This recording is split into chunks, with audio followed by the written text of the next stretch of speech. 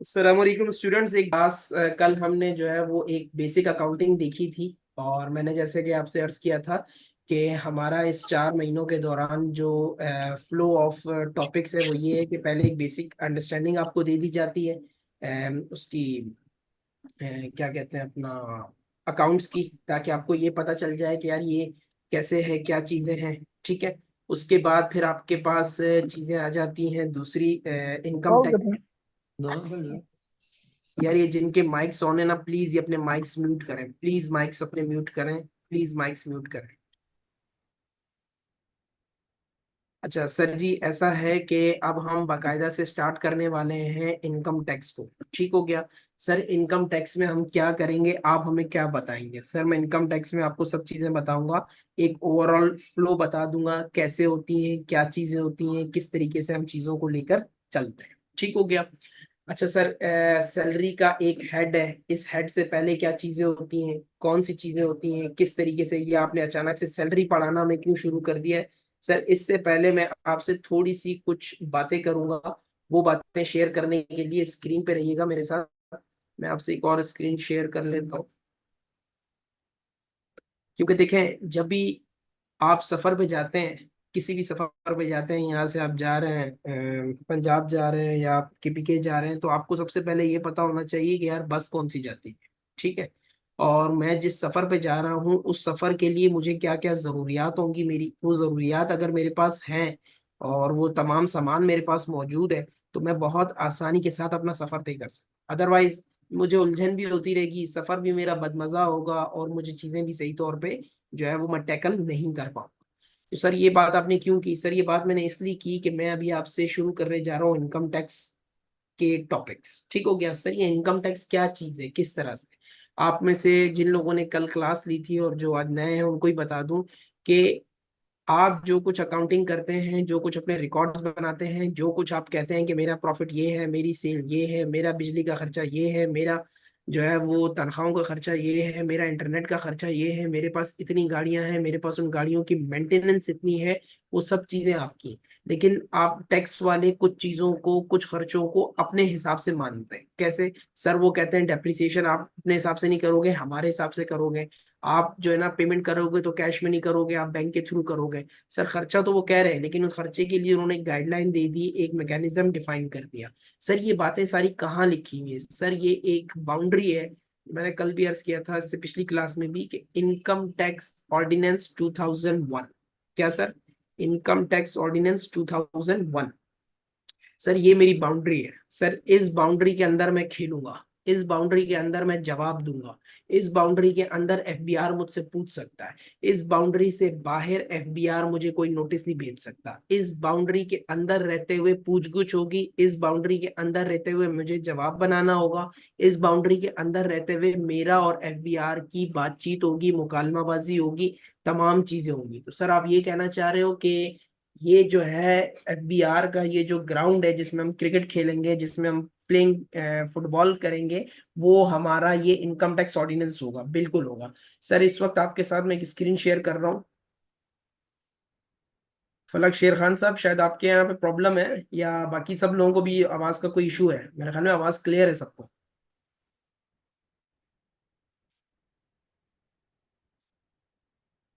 Sir mic करीब है, किसी और को भी इशू आ रहा है?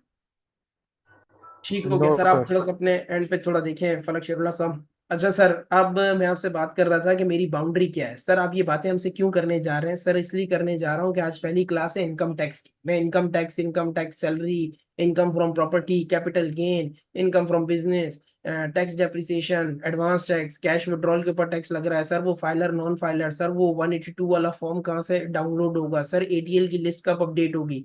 सर ये सारी बातों का जवाब एक किताबचे में लिखा हुआ है, उस किताबचे को कहते हैं इनकम टैक्स ऑर्डिनेंस 2001। सर ये क्या चीज है? सर मैंने अभी आपसे क्या कहा, एफबीआर का और आपका ये ग्राउंड है, इस ग्राउंड में आपने और एफबीआर ने खेलना है, इस ग्राउंड से बाहर आपने नहीं खेलना। दरवाजे बंद है, इससे बाहर आप जा नहीं सकते, एफबीआर आपको लेके नहीं जा सकता। डन हो गया। सर ये सारी बातें कहाँ हैं? सर मैं आपसे एक स्क्रीन शेयर कर रहा हूँ इंटरनेट एक्सप्लोरर पे, इसको देखिएगा। देखने का मकसद ये है कि आप में से जो लोग प्रैक्टिशनर हैं वो तो अच्छे तरीके से जानते हैं, जो लोग न्यू है इस फील्ड में वो बेहतर तौर पे समझ। सर ये आपके पास इंटरनेट सॉरी गूगल क्रोम मैंने ओपन किया हुआ है।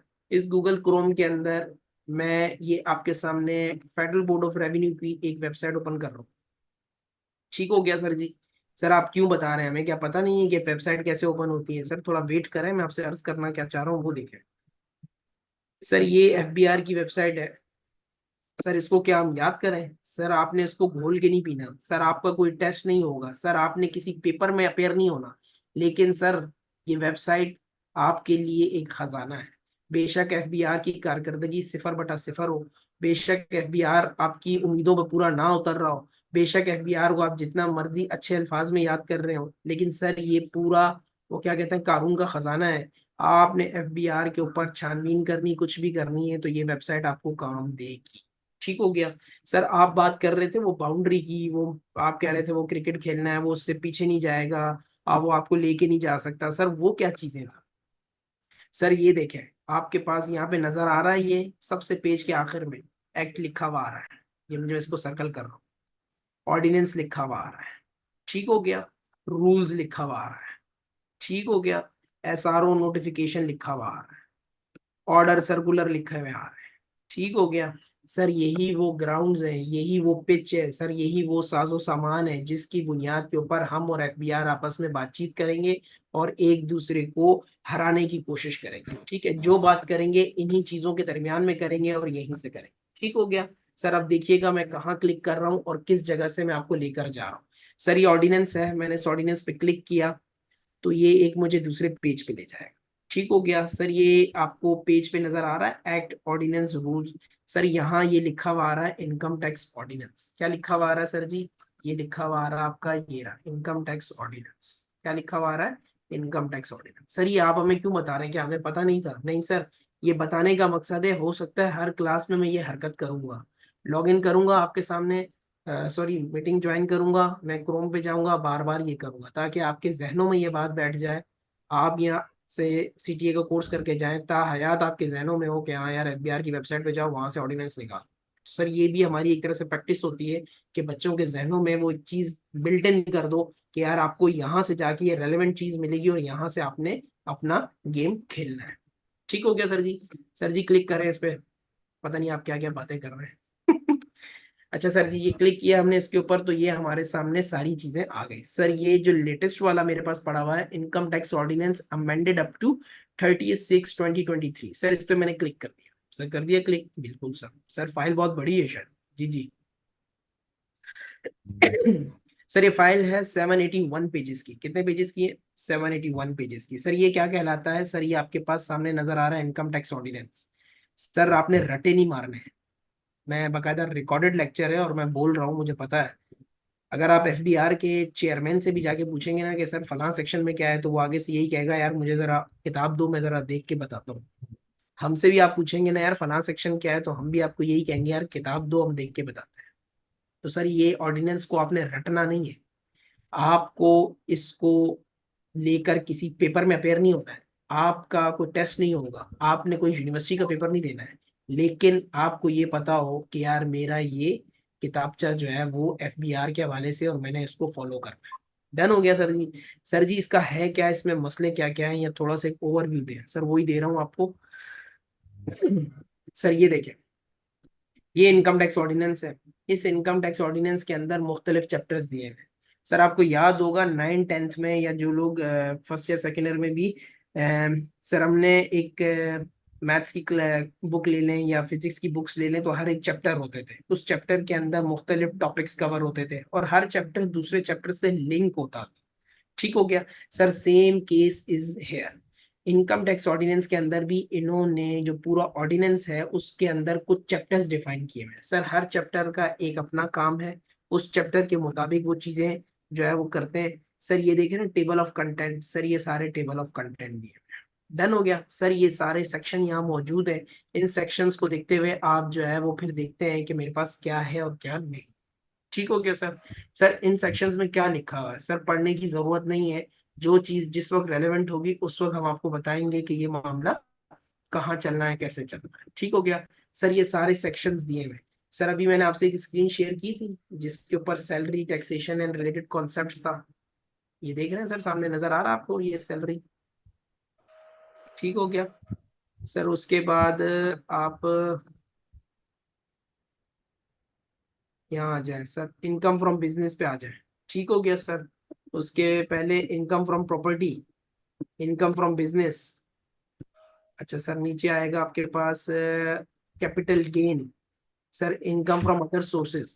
सर ये सारी चीजें यहाँ पर है सर। ये है क्या चीज सर, देखते हैं अभी, तसल्ली रखें। ठीक हो गया सर, ये सारी चीजें यहाँ पर मौजूद हैं। जी जी सर। सर ये क्या कहलाती हैं सर, ये सेक्शंस कहलाते हैं। हर सेक्शन के अंदर उसकी रिक्वायरमेंट दी हुई होती है कि सैलरी है तो सैलरी के अंदर क्या चीजें होंगी, वैल्यू ऑफ परक्विजिट क्या होगा, एम्प्लॉय शेयर स्कीम होगा। सर आप ये सारे सेक्शन हमें पढ़ाएंगे ना बाबा ना? हम आपको ये सेक्शंस नहीं पढ़ाएंगे, हम आपको बोर नहीं करेंगे, हम आपका दिमाग की वो क्या कहते हैं लस्सी नहीं बनानी। मैंने मैंने सिर्फ आपको एक प्रेजेंटेशन देनी। वो प्रेजेंटेशन हमारी गूगल से देख के नहीं बनी हुई सर। वो प्रेजेंटेशन इन्हीं सेक्शंस की बुनियाद पे बनी हुई है। इन्हीं सेक्शंस को देखते हुए आसान लफ्जों में उसका इंटरप्रिटेशन निकाल के सम अप करके आपके सामने पुट अप कर दिया कि यार सैलरी के अंदर ये चीजें देखनी है, ये रिक्वायरमेंट है। अगेन, किसी का नोटिस आ गया आपके पास, कोई चीज हो गई, तो फिर आपने कहाँ देखना है? यहाँ आकर देखना है। डन हो गया। अच्छा थोड़ा सा अच्छा ठीक है, पहले ये देख लेते हैं। सर ये सैलरी का हेड हो गया, ये इनकम फ्रॉम बिजनेस हो गया। फिर ये इस तरह की मुख्तलिफ इसमें चीजें दी हुई हैं कि एग्जामेशन कहाँ है, वो एग्रीकल्चरल इनकम अगर आपको मिलती है, कुछ किसी चीजें मिलती हैं, लॉसेज हैं, टैक्स क्रेडिट्स हैं। कल किसी साहब ने सवाल किया था कि सर लॉस होता है तो उस पर क्यों टैक्स देते हैं, वो यहाँ पर चीजें आ रही हैं, राइट। इसी तरीके से फिर जनरल रूल्स हैं, एसेट्स हैं। अभी किसी साहब ने सवाल किया कि सर हम क्या वो एडवांस टैक्स भी पढ़ेंगे? सर वो एडवांस टैक्स यहाँ आता है आपके पास। अपील की चीजें आ जाती हैं, नोटिस की जो चीजें वो यहाँ आ जाती हैं, राइट। एडवांस टैक्स ये आ गया आपके पास। ठीक हो गया सर। इंपोर्ट पे टैक्स कटता है, वो तमाम चीजें सर यहाँ पर आ जाती है। सर एक इसमें है एक्ट, सेक्शंस हैं सर। सेक्शंस के अलावा फिर इसमें है कुछ शेड्यूल्स। सर वो शेड्यूल्स क्या चीज होती हैं सर? शेड्यूल्स में रेट्स डिफाइंड होते हैं। क्या डिफाइंड होते हैं? रेट्स डिफाइंड होते हैं। फर्स्ट शेड्यूल में जैसे रेट डिफाइंड है, सेकंड शेड्यूल में एग्जाम्पशन है। सर जो शेड्यूल है वो आपके पास जो है वो एक तरह से एग्जीक्यूशन है। सेक्शन में बता दिया ये करना है, ये करना है। सैलरी पे टैक्स लगेगा, ठीक है भाई, लगेगा। किस रेट पे लगेगा बाबा? कितने अमाउंट पे लगेगा? रेट क्या होगा? कितना उसमें से एग्जेंट होगा? वो सब चीजें सर कहाँ दी होंगी? शेड्यूल के अंदर। ठीक है क्या सर? ये सर इस तरह से इसके कुछ तकरीबन 13 या 14 शेड्यूल है, जिसके अंदर हर शेड्यूल के अंदर मुख्तलिफ मुख्तलिफ चीजें हैं। अगेन आपको रट्टा नहीं मारना, आपको उसको याद नहीं रखना, सिर्फ चीजें आपके जहन में हो कि हमारे पास क्या चीजें हैं और किस तरीके से आपकी कर चल रहा है, राइट। तो ये एक तरह से आपकी बाउंड्री थी जो कि आपको पता होना चाहिए। मैं इस स्क्रीन को हर लेक्चर में, हर क्लास में बार बार रेफर करूँ। तो आज की ये पहली क्लास और इंशाल्लाह आखिरी क्लास तक हम इसको बार बार रेफर करते रहेंगे, इस फाइल को, इस ऑर्डिनेंस को, क्योंकि सर ये हमारी बेस है, ये हमारा किताबचा है, ये हमारा कानून है। हमने इससे बाहर बात नहीं करनी, एफबीआर इससे बाहर जा नहीं सकता। जो बात होगी इसी के मुताबिक होगी, इसी के अंदर ही होगी, इसके अलावा नहीं। ठीक है क्या? और हम अजीज साहब अपना ये कैमरा ऑन ऑफ कर दें यार। ठीक है कि अच्छा भाई का माइक भी होता है उसको।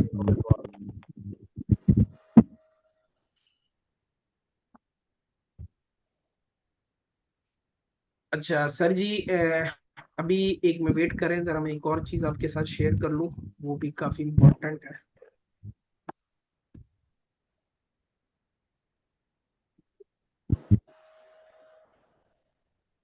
1 मिनट में एक और फाइल आपसे शेयर करता हूँ। जी क्लास, बोरियत तो नहीं हो रही? मज़ा आ रहा है नहीं?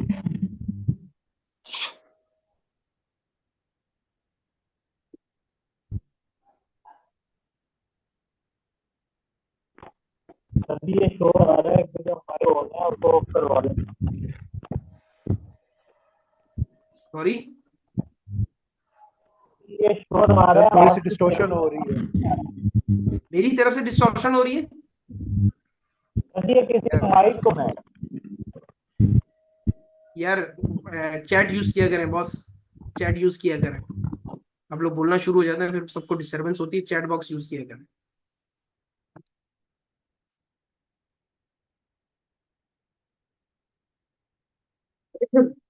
जी एक मिनट जरा होल्ड करें, अभी मैं कुछ भी नहीं बोल रहा, मैं जरा एक फाइल एक्सेस कर लूँ फिर आपसे शेयर करता हूँ।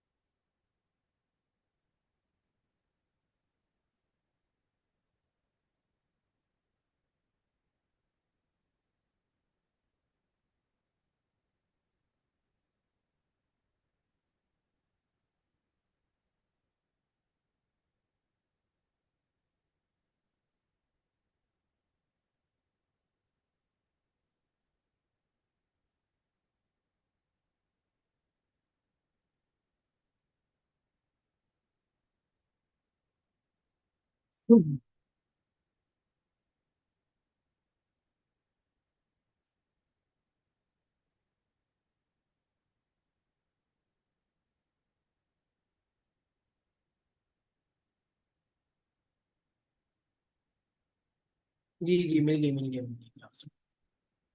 बस 2 मिनट, फाइल ओपन हो रही है।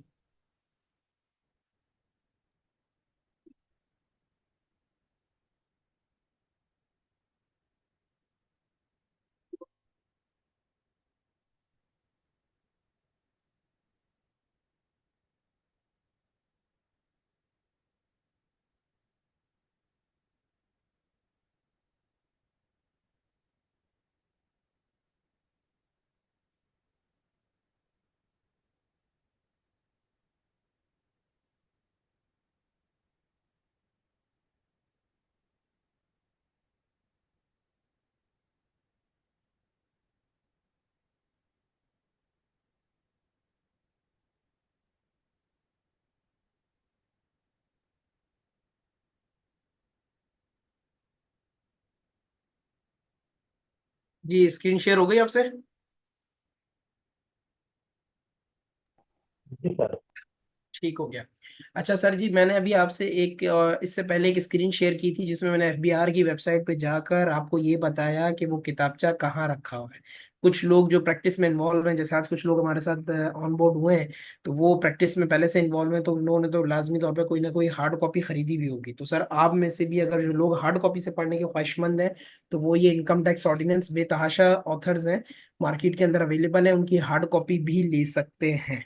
ठीक है, वहां से भी अगर किसी को पढ़ना है तो वो पढ़ लें।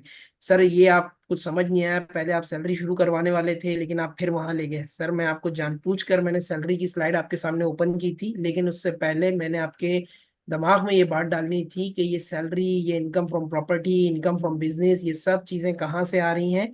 उस ग्राउंड से आ रही हैं, उस किताबचे से आ रही हैं, उस बाउंड्री से आ रही हैं जो कि हमें इनकम टैक्स के लिए यूज करना है। That is called income tax ordinance 2001। ठीक हो गया। सर उस इनकम टैक्स ऑर्डिनेंस के अंदर ये सारी चीजें मौजूद हैं सर, बिल्कुल सारी चीजें मौजूद हैं। सर सिर्फ मैं 10 से 15 मिनट लूंगा, कुछ छोटे छोटे आपको जो है वो कॉन्सेप्ट्स वगैरह दूंगा, हो सकता है 10-15 मिनट से ज्यादा भी हो जाए, लेकिन ये कॉन्सेप्ट्स बहुत जरूरी हैं, कंसिडरिंग द फैक्ट कि कुछ लोग हमारे साथ बड़े बेसिक लेवल के जो है वो स्टूडेंट्स। ठीक हो गया सर। अच्छा सर जी, इसमें बिल्कुल बेसिक कॉन्सेप्ट्स हैं, तो जो लोग प्रैक्टिशनर्स हैं, जिन लोगों को ये चीज़ें पता है, उनको थोड़ी सी बोरियत होगी, लेकिन अगेन पूरी क्लास को लेके चलना है, तो इसलिए थोड़ा सा please bear with me and I will cover it within minutes. ठीक है। अच्छा सर जी, बेसिक कॉन्सेप्ट्स हैं जो कि आपको पता होने चाहिए। ठीक हो गया, कि क्या चीज़ होती है, किस तरह से होती है, कौन सी चीज़ें होती हैं। सर ये बहुत बेसिक लेवल की चीज़ें हैं, अल्लाह आपको हयाती दे, आपने टैक्स की फील्ड में रहना है, आपने अपना कारोबार करना है, इन चीज़ों का आपको पता होना चाहिए। इन चीज़ों का आपको पता होना चाहिए। इसमें कोई बहुत हैवी रॉकेट साइंस नहीं है, लेकिन ये तमाम चीज़ें आपको नॉलेज में होनी चाहिए कि यार क्या है क्या नहीं। ठीक हो गया। सर ये मैंने कुछ पर्पल कलर के बॉक्सेस बनाए हुए हैं, आप देख रहे होंगे ये वाला, जैसे मैंने ये टैक्स ईयर मैंने बनाया हुआ है, राइट। हेड्स ऑफ इनकम है मेरे पास, राइट। इसी तरीके से मेरे पास जो है ये पर्सन की डेफिनेशन मैंने एक बॉक्स बनाया हुआ है, टोटल इनकम मैंने बनाया हुआ है। ठीक हो गया। सर जी रेजिडेंट, नॉन रेजिडेंट, इसी तरीके से टैक्सेबल इनकम मेरे पास है। ठीक हो गया। और फिर मेरे पास यहाँ पर ये रिटर्न ऑफ इनकम है। सर वन बाय वन मैं आपको बड़े क्विकली तरीके से बता दूंगा कि ये क्या चीजें हैं और इसको हम किस तरीके से लेकर चलेंगे। ठीक हो गया। अच्छा जी सर, सबसे पहले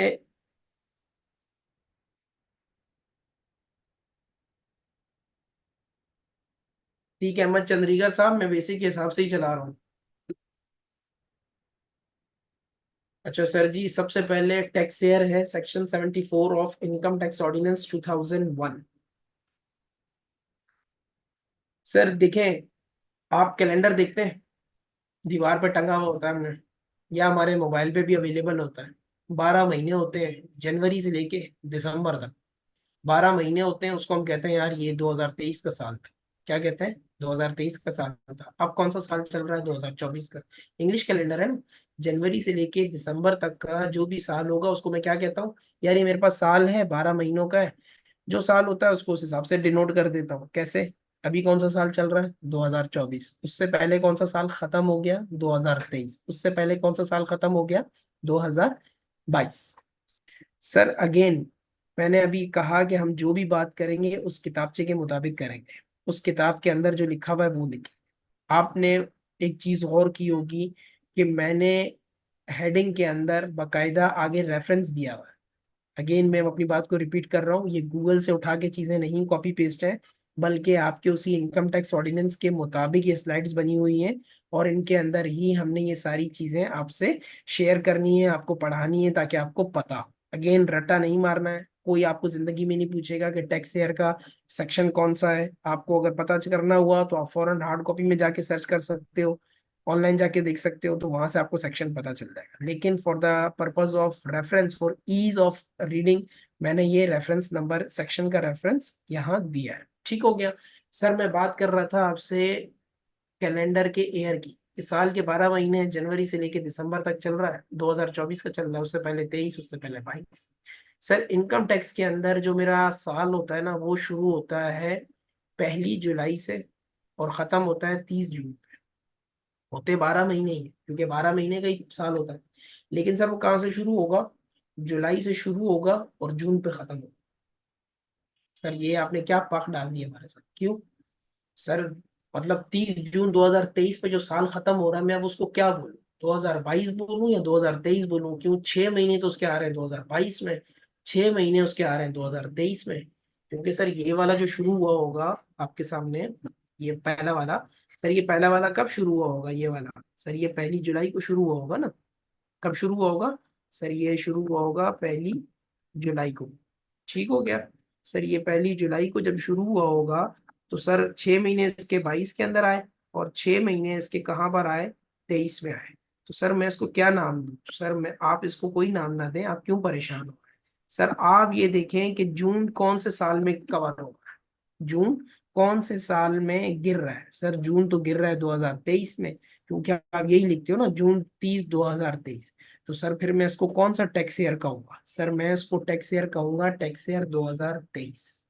सर ये आपने हमें फार्मूला बताया है, सर फार्मूला बताया है, सर लिखा हुआ है, बिल्कुल लिखा हुआ है। कहाँ? सर उसी इनकम टैक्स ऑर्डिनेंस। डन हो गया। अच्छा सर, मिसाल के तौर पे जून 30 1999, सर इसको मैं कौन सा साल कहूँ? सर कौन से साल में गिर रहा है? 1999 में, तो क्या कहूंगा? Tax year 1999। अगेन सर जून 30 2004 को एक साल खत्म हुआ था, उसको मैं क्या कहूंगा? सर मैं उसको कहूंगा टैक्स ईयर 2004। यानी जिस साल में वो गिर रहा है मैं उस साल में कहूंगा 2004। सर जिस साल में वो टैक्स ईयर खत्म हो रहा है, मैं उसी साल से उसको डिनोट करूंगा, उसको लिखूंगा, उसको पुकारूंगा, उसको अपने खतो किताबत में, उसको अपनी कॉरेस्पॉन्डेंस में शो करूंगा। डन हो गया सर जी। तो ये इस तरीके से नॉर्मल टैक्स ईयर एक हमारे पास चलता है। ठीक। नहीं नहीं, कोई बेसिक ईयर नहीं है। असल में है ये है कि जो फाइनेंशियल ईयर होता है ना, फाइनेंशियल ईयर का मतलब जो मालियाती साल होता है, आपके पास मालियाती साल हमेशा जुलाई से जून होता है, तो जिसकी वजह से वो टैक्स को भी जुलाई से जून लेकर चलता है। बाकी इसके पीछे कोई रैशनल नहीं है, कोई वो नहीं है। मालियाती साल जो है वो आपका जुलाई से जून चलता है। गवर्नमेंट ऑफ पाकिस्तान का बजट भी 30 जून तक मंजूर हो जाता है, नाफिजुल अमल हो जाता है। तो 1 जुलाई से वो नाफिजुल अमल होता है और अगले साल के लिए। ठीक हो गया। तो ये मालियाती साल जो है वो हमारा जुलाई से जून चलता है, बस उसी की निस्बत से ये हमने टैक्स ईयर कर। सर आपने एक हेडिंग मिस कर दी। कौन सी हेडिंग मिस की है भाई? सर ये जो हेडिंग है ना आपके पास, कहाँ गई सर जी? ये नॉर्मल टैक्स ईयर है सर। ये क्या है? Normal tax year. आम टैक्स ईयर सर, उर्दू में तो नॉर्मल आम को कहते हैं, नहीं सर। जहाँ कुछ नहीं लिखा होगा वहां मैं ये समझ जाऊंगा कि इस बंदे का टैक्स ईयर कब है। जून 30 2023 पे खत्म हो रहा है, जून 30 2024 पे खत्म हो रहा है, जून 30 2025 पे खत्म हो। ये नॉर्मल टैक्स ईयर है, पूरे पाकिस्तान का इसी पे चलता है। लेकिन सर एक बात बताएं आप, शुगर मिलें जो है, शुगर मिलें सर, वो तो गन्ने की कटाई होती है, फिर उनका साल खत्म होता है, वो तो कहीं जाके खत्म होते हैं सितंबर में। तो सर वो फिर अपना काम कैसे करेंगे? सर उसके लिए अगली क्लास, अगली सॉरी स्लाइड देखते हैं कि उसको कैसे कवर करेंगे। सर बैंक वाले हैं, सर बैंक वाले तो 1 जनवरी से लेकर वो दिसंबर तक चलते हैं। सर उनको आप कैसे कवर करेंगे? वो तो इसमें आएंगे ही नहीं। बिल्कुल सही बात है। सर इंश्योरेंस कंपनी वाले भी तो यही कर रहे होते हैं, बिल्कुल यही कर रहे होते हैं सर, वो भी इसमें कवर नहीं होंगे, नहीं होंगे। सर फार्मास्यूटिकल कंपनीज जो है वो भी जनवरी से लेकर दिसंबर तक चलती हैं। तो सर वो तो इसमें नहीं आएंगी, बिल्कुल नहीं आएंगी। तो सर उनको हम कैसे कवर करेंगे, उस पे हम क्या कहते हैं सर? उस पे स्लाइड देखें नेक्स्ट, पढ़े जरा।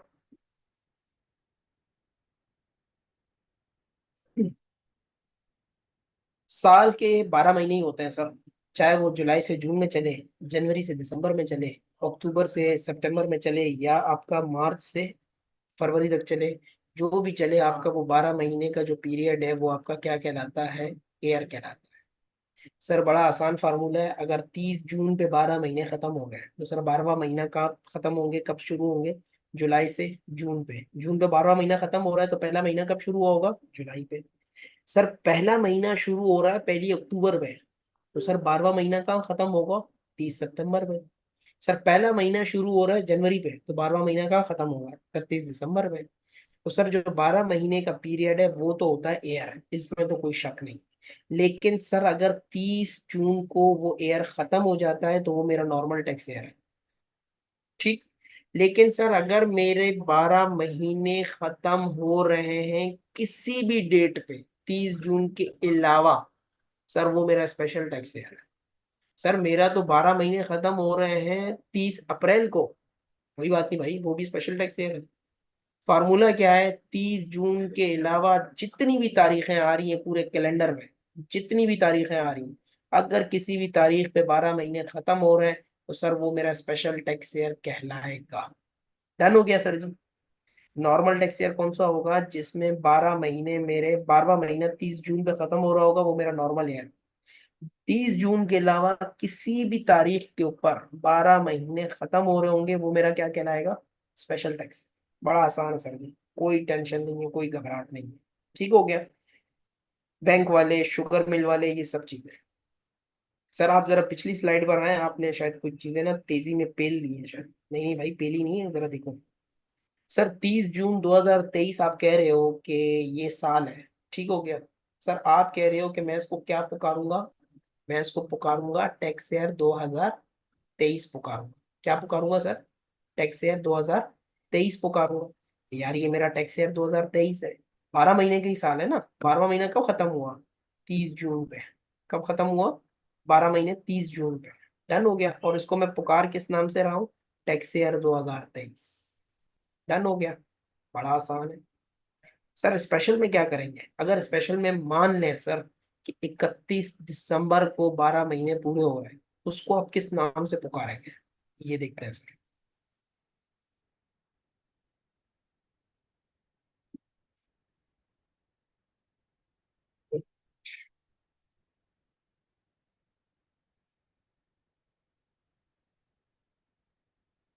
सर शुगर मिल 30 सितंबर को खत्म हो रही, लेट अस सपोज यहाँ पे लिखा हुआ है 2023, तो सर इसको हम किस नाम से पुकारेंगे?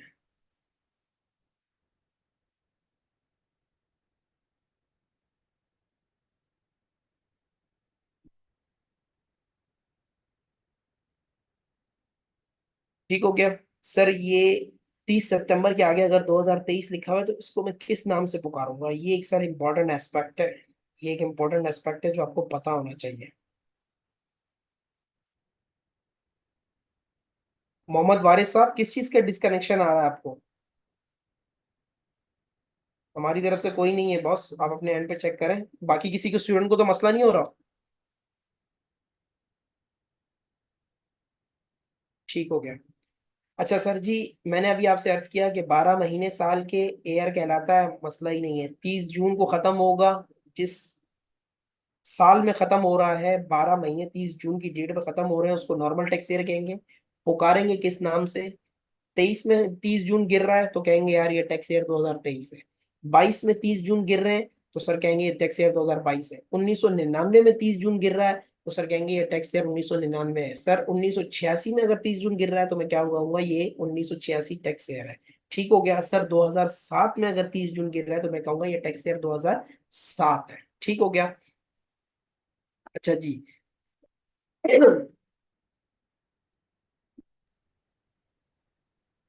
अब आ जाएं जी, इसको हम पुकारेंगे किस लिहाज से? सर ये मैंने छोटी सी कुछ 3 4 एग्जांपल रखी हैं। मलिक शहबाज, मैं करवाता हूँ रिपीट, जरा करवाता हूँ, 1 मिनट वेट करो। सर स्पेशल टैक्सेयर जो है, उबैदुल्लाह जरा थोड़ा बेटा ख्याल करो, जरा 1 मिनट रुक जाओ, जरा मैं कर लूंगा आपकी। मैं चैट बॉक्स ही मेरे पास सामने ही स्क्रीन पे नजर आ रहा है, मैं आऊंगा, जरा सबर करो। स्पेशल टैक्सेयर जो है वो पुकारेंगे किस नाम से? सर अभी आपने हमें बताया 12 महीने 30 जून पे खत्म हो रहे हैं, नॉर्मल है, जिस कैलेंडर में फॉल कर रहा है उसको उस नाम से पुकार लेंगे। लेकिन सर स्पेशल में आपने हमें क्राइटेरिया बताया कि 30 जून के अलावा किसी भी तारीख पे 12 महीने खत्म हो रहे हैं, वो मेरा क्या है? स्पेशल टैक्स है। डन हो गया। सर वो अक्टूबर भी हो सकता है, जैसे स्क्रीन पे नजर आ रहा है आपको, 2023, मार्च 31 2022। क्यों? क्योंकि सर ये 12 महीने हैं। पहला महीना कब शुरू हुआ होगा इस केस में? जी क्लास बताएं, इस केस में पहला महीना कब शुरू हुआ होगा? ये 12 महीने खत्म हो रहे हैं यहाँ पर, तो पहला महीना कब शुरू हुआ होगा? फैब जल्दी से में। कोई एक बंदा भी, चैट बॉक्स, ऑडियो कोई नहीं इस्तेमाल करेगा, चैट बॉक्स जल्दी। 1 अप्रैल पूरा लिखें, पूरा लिखें। पहला महीना, ये 12वां महीना खत्म हुआ है इस तारीख पे, पहला महीना कब शुरू हुआ होगा? 1 अप्रैल 2021। जबरदस्त जबरदस्त जबरदस्त। ठीक हो गया। सर ये पहला महीना शुरू होगा 1 अप्रैल 2021 में। डन हो गया। तो सर मैं इसको किस नाम से पुकारूंगा? सर मैं इसको इस तरीके से पुकारूंगा कि जिस 12 महीने जिस साल में कवर हो रहे हैं, या उस 12 महीने जिस तारीख पे खत्म हो रहा है, उसके बाद जो जून आएगा ना, उसके बाद जो जून आएगा, फौरी बाद जो जून आएगा, मैं उस नाम से उसको पुकारूंगा। अभी आप लोगों ने मुझे चैट बॉक्स में लिख कर दिया सर 1 अप्रैल 2021 को इसका पहला महीना शुरू हुआ था। डन हो गया। सर 12 महीने कब खत्म हुए? 31 मार्च 2022 में। सर 31 मार्च 2022 के बाद पहला जून कब आएगा? चैट बॉक्स में बताएं, पहला जून कब आएगा?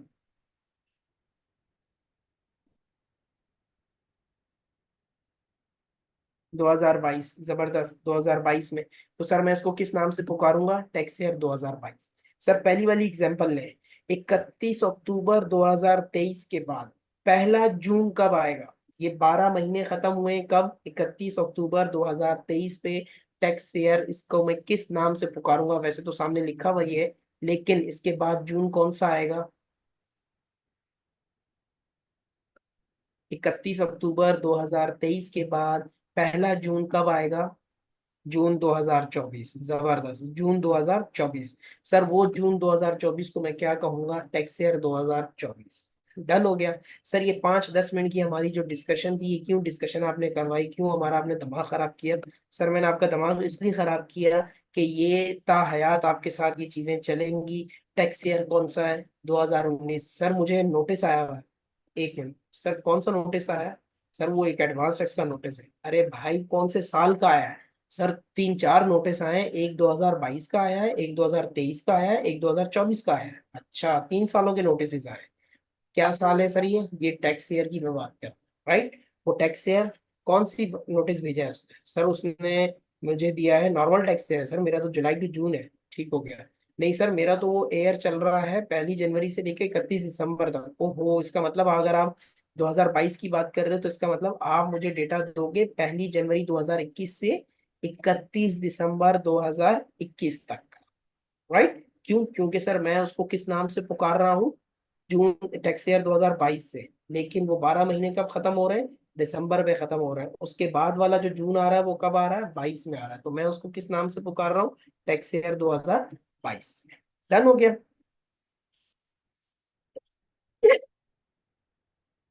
सैयद शबीर अहमद साहब 2023।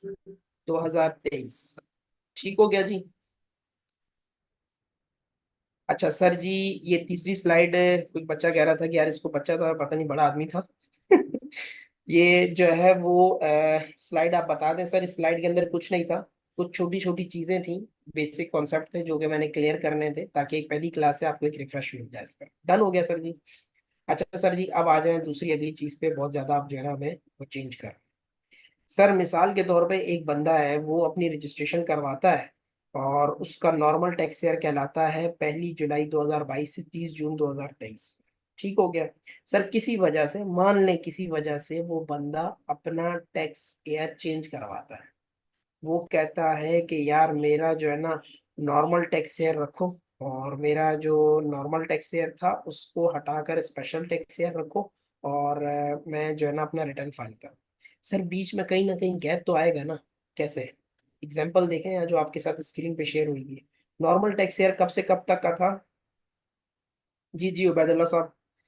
नॉर्मल टैक्स ईयर मेरा कब से कब तक का था सर? 1 जुलाई 2022 से 30 जून 2023 तक। डन हो गया। सर स्पेशल टैक्स ईयर में मैं जाना चाह रहा हूँ, बस मुझे वो क्या कहते हैं, मत आई हुई है। मैंने कहा नहीं भाई, मैं स्पेशल टैक्स ईयर फॉलो करूँ। सर मैंने 1 जनवरी 2024 से 31 दिसंबर 2024। सर जी ज्यादा सियाने ना बने। ये बीच के 6 महीने कहाँ गए? सर कौन से 6 महीने हैं? सर ये वाले 6 महीने, ये आपके जून 2023 और 1 जनवरी 2024 के दरमियान में क्या फासला नजर नहीं आ रहा आपको? 6 महीने। सर ये 6 महीने कहाँ गए? अस्सलामुअलैकुम सर।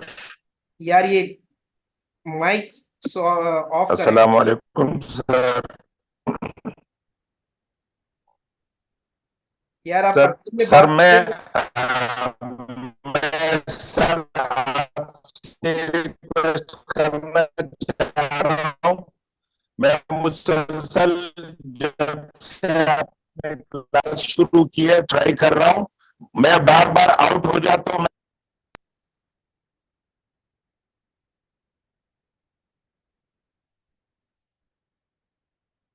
ना एडमिन साहब। Hello admin.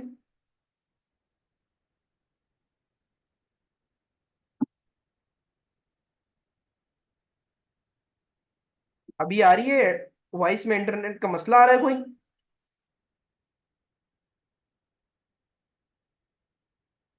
मेरा इंटरनेट तो सही है ना, आप तमाम लोगों को आवाज आ रही है क्लियर? कोई मसला तो नहीं है? जी जी सर, लाउड एंड क्लियर।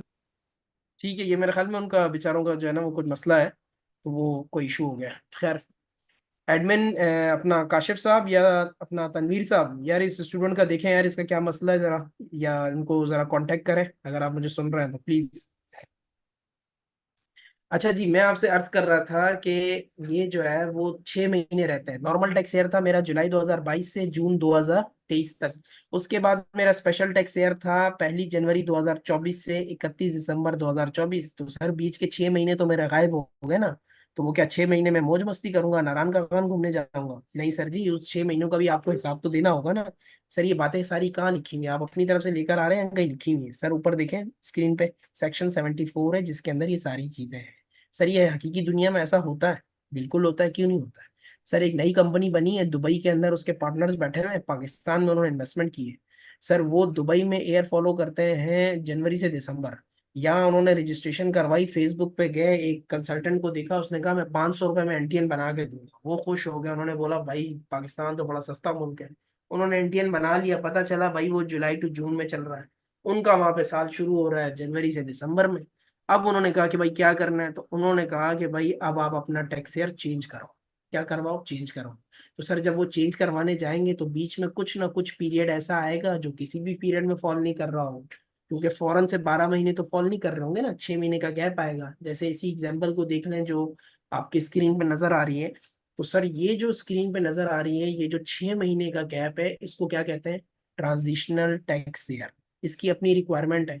अपना इसका रिटर्न फाइल होता है, एप्लीकेशन दी जाती है चेंज ऑफ टैक्स ईयर के लिए कि भाईजान मेरा टैक्स ईयर चेंज कर लो, ये वजह है, मेरी पेरेंट कंपनी दुबई की है, वहाँ वो लोग ये कर रहे हैं, मेरे अकाउंट्स भी उस हिसाब से बनाएंगे, उनके पास जाके कंसोलिडेट होंगे, तो खुदारा मुझे भी स्पेशल टैक्स ईयर में फॉलो करवाओ और मेरी ये सारी चीजें करो। तो सर ये जो चीजें हैं, जो 6 महीने का गैप आएगा, नॉर्मल से स्पेशल में जाऊं या स्पेशल से नॉर्मल में आऊं, तो सर मेरे केस में वो जो 6 महीने का टाइम पीरियड है वो क्या कहलाएगा, ट्रांजिशनल टैक्स ईयर, जिसको मैं कहता हूँ period of change between normal tax year and special tax year. Sir आप लोगों ने आज सैलरी बढ़ानी थी, आप पता नहीं कहाँ निकल गए। नहीं नहीं सर, ये चीजें सैलरी से ही लिंक्ड है, इसलिए इनके ऊपर हम गए। डन हो गया। अच्छा सर, उसके बाद एक कॉन्सेप्ट है पर्सन का। ये मैं आपको 4 महीने तक झंझोड़ झंझोड़ के याद दिलाता रहूंगा हर इस चीज के ऊपर, और ये स्लाइड आपको जो है ना याद दिलाऊंगा मैं आपको कि मैंने फलां जगह पे ये बात की थी। सर पर्सन, सर हम तो गूगल पे जाके सर्च करते हैं या उर्दू की डिक्शनरी में आती है कि पर्सन का मतलब तो शख्स होता है, बिल्कुल। लेकिन सर अभी आप क्या कर रहे हैं, सर हम इनकम टैक्स की क्लास ले रहे हैं, सर हम एफबीआर की चीजें देख रहे हैं, सर हम एफबीआर की प्रैक्टिस कर रहे हैं, सर हम एफबीआर से बातचीत कर रहे हैं।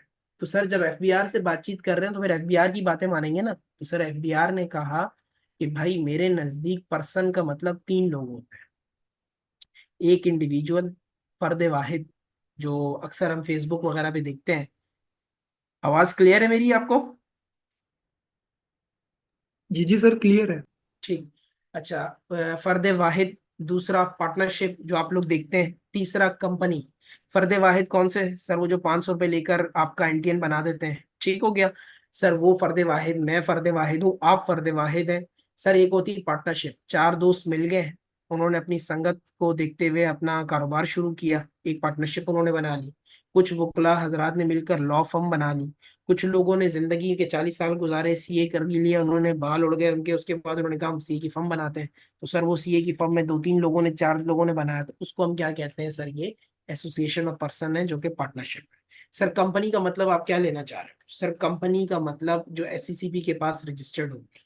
सर एससीसीपी के पास तो बहुत सारी कंपनियां रजिस्टर्ड होती हैं, आप किसकी बात कर रहे हैं, सर मैं सिंगल मेंबर कंपनी की भी बात कर रहा हूँ। सर वहां तो पब्लिक लिस्टेड कंपनी भी आती है, बिल्कुल। सर वहां पब्लिक अनलिस्टेड कंपनी भी आती है, बिल्कुल।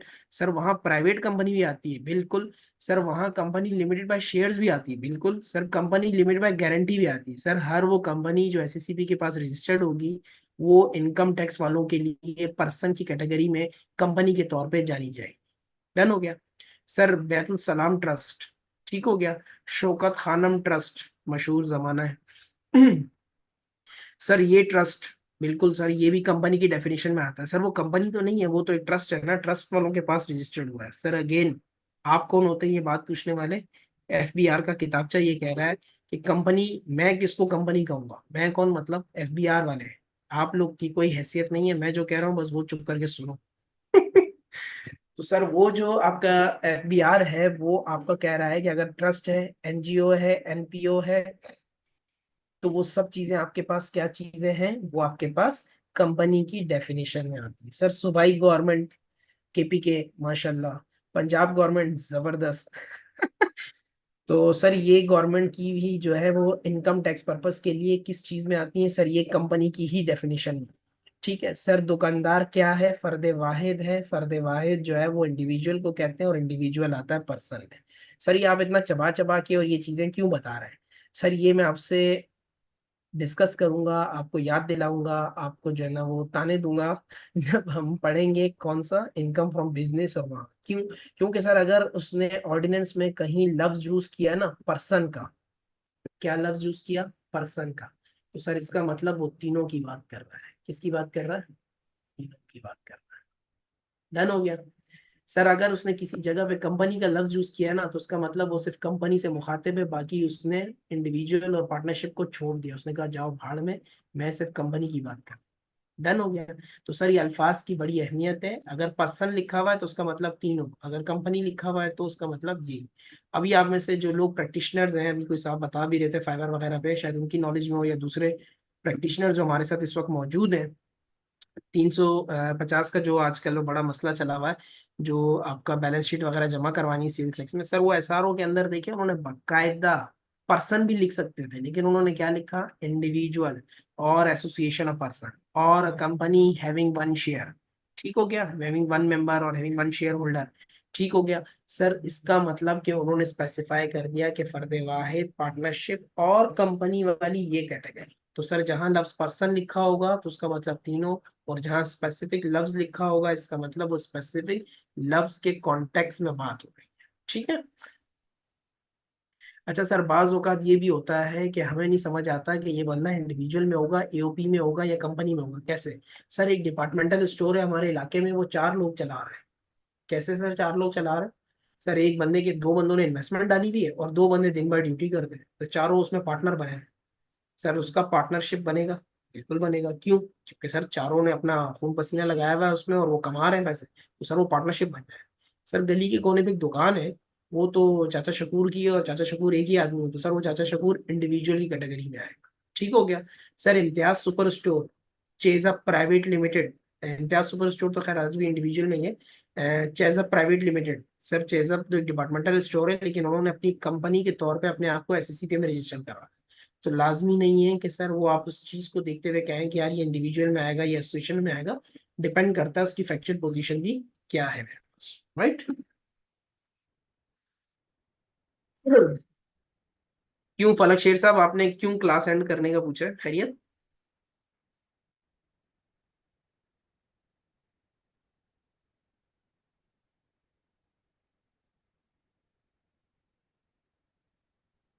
फलक शेर साहब, मैं आपसे मुखातिब हूँ, आप क्यों कह रहे हैं कि सर क्लास कब एंड करनी है?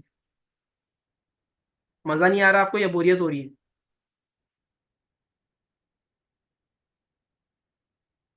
कोई बात नहीं यार, चीजें सीख रहे हो, अगर 5-10 मिनट आधा घंटा ऊपर हो गया तो क्या हो जाएगा, मसला तो नहीं है। 10:30 बजे तक का टाइम है, 9 से 10:30 बजे तक की क्लास है। ठीक है। अच्छा सर एक चीज और, के एक चीज आती है रेजिडेंट नॉन रेजिडेंट, वो क्या कहते हैं, ओवरसीज पाकिस्तान। ठीक है। ओवरसीज पाकिस्तान, गैर मुल्की तारकीन, गैर मुल्की तारकीन और जो है वो ओवरसीज पाकिस्तान, परदेसी भाई हमारे, सर वो हम इस्तेलाहात देखते हैं ना। सर यहाँ पर भी ऑर्डिनेंस के अंदर, किताबचे के अंदर एफबीआर वालों के मुताबिक, ये जो पीछे हम पढ़ के आए ना पर्सन को, इन पर्सन को इन्होंने 2 हिस्सों में बांट दिया। क्यों? सर मुमकिन है ना, एक आदमी है उसकी, आप बता रहे हैं गली कोने पे दुकान है, सर ऐसे ही एक आदमी होगा जो बाहर परदेश में बैठा हुआ है, वो सर वहां से पैसे बेचता है यहाँ अपने घर वालों को, लेकिन सर वो वापस भी तो आएगा 3 साल के बाद, 4 साल ना भी आए सर, लेकिन उसने यहाँ अपना एनटीएन बनाया हुआ है, सर वो यहाँ का इंडिविजुअल तो है, लेकिन सर वो नॉन रेजिडेंट है ना। तो सर पार्टनरशिप भी आपकी रेजिडेंट भी हो सकती है, नॉन रेजिडेंट भी हो सकती है, कंपनी भी आपकी रेजिडेंट भी हो सकती है और नॉन रेजिडेंस हो सकती है।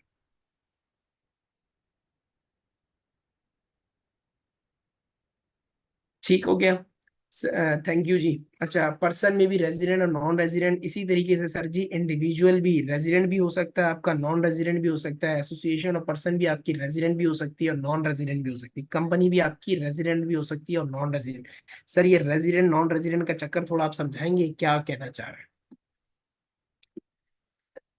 हैं? सर सबसे पहले रेजिडेंट इंडिविजुअल को देखते हैं। सर रेजिडेंट इंडिविजुअल वो बंदा जो पाकिस्तान में 183 दिन या उससे ज्यादा मौजूद रहा हो। सर हम तो पाकिस्तानी कौम है, हम तो बड़े चालाक हैं। मतलब सर मैं जुलाई में आऊंगा, मैं अगस्त के 15 तारीख को निकल जाऊंगा, 14 अगस्त मना के। सर फिर मैं आराम से आ जाऊंगा नवंबर में, फिर 1.5 महीना गुजारूंगा, फिर मैं निकल जाऊंगा सर, फिर मैं वहां से फरवरी में आऊंगा, मार्च में निकल। मेरे सोने, ये जो है ना प्रेसिडेंट का क्राइटेरिया एग्रीगेट की बात कर रहा है, किसकी बात कर रहा है? एग्रीगेट की बात कर रहा है। आते रहो जाते रहो, चंद चाटते रहो, कुछ भी करते रहो, आपने एग्रीगेट अगर 183 डेज आप पाकिस्तान में मौजूद रहे हो तो आपको क्या कहा जाएगा कि आप रेजिडेंट हो। सर अगर मेरे 180 डेज बने तो सर आप नॉन रेजिडेंट कहलाएंगे। सर इसका क्या कोई तमगा वगैरह मिलता है? सर तमगा नहीं मिलता, सिर्फ होता ये है कि इसकी टैक्सेशन अलग होती है, जो हम आगे चलकर पढ़ें उसकी बुनियाद के ऊपर रेजिडेंट नॉन रेजिडेंट का स्टेटस बहुत मैटर करता है। सर आप में से जो लोग प्रैक्टिशनर्स हैं मुझे सुन रहे हैं, वो देख रहे होंगे या उन्होंने कभी ऑब्जर्व किया होगा, बाज़ औक़ात प्रोसीडिंग्स चलती हैं, एफबीआर वाले कहते हैं कि भाईजान ये बंदा तो यहाँ का रहने वाला है। सर फिर मैं पासपोर्ट की कॉपी देता हूँ उनको, मैं कहता हूँ बाबा देखो तो सही इन कब हुआ है, आउट कब हुआ है बंदा, नजर आ रहा है सामने, डेज कैलकुलेट मारो पता चल जाएगा रेजिडेंट है कि नॉन रेजिडेंट है। और अगर नॉन रेजिडेंट है तो फिर इसकी टैक्सेशन इस तरीके से, अगर ये रेजिडेंट है तो टैक्सेशन इस तरीके से कम। तो सर 183 डेज से ज्यादा जो बंदा पाकिस्तान में मौजूद रहेगा, फर्द वाहिद की बात हो रही है, किसकी बात हो रही है सर? फर्द वाहिद की। आगे चल के पार्टनरशिप को और उसको भी देखेंगे, लेकिन अभी इसको देख रहे हैं, डन है। तो सर वो क्या कहलाता है मेरे पास? Resident individual. सर हमारे एक जानने वाले हैं सर, वो माशाल्लाह से हम कहते हैं ना कि पाकिस्तान की तबाही के जिम्मेदार, वो आजकल पोस्ट भी चल रही है। क्या था वो, 60,000 लीटर पेट्रोल फ्री और 20,000 यूनिट बिजली के फ्री, और पता नहीं दो गार्ड और पता नहीं क्या क्या। सर वो मौजें लगी हुई होती हैं सूबाई गवर्नमेंट में, फेडरल गवर्नमेंट में, जो एम्प्लॉइज होते हैं, ऑफिशियल्स होते हैं, आपने अक्सर देखा होगा, वो लोग बाहर ट्रेनिंग के लिए जाते हैं। ठीक हो गया। सर वो लोग क्या करते हैं? ट्रेनिंग के लिए जाते हैं। सर जब वो ट्रेनिंग के लिए जाते हैं तो वहां पर वो लोग 6-6 महीने की ट्रेनिंग्स होती है, 8-8 महीने की ट्रेनिंग्स होती है। तो सर क्या वो नॉन रेजिडेंट बन जाते हैं? नहीं सर। उनको काबू करने के लिए उन्होंने कहा कि भाईजान ज्यादा ना फैलो, जितने मकसद के लिए भी आप बाहर रहे हो, आप रेजिडेंट ही कहलाओगे। आपके ऊपर ये फार्मूला नहीं होता कि आप 183 दिन से ज्यादा बाहर मौजूद। ठीक हो गया।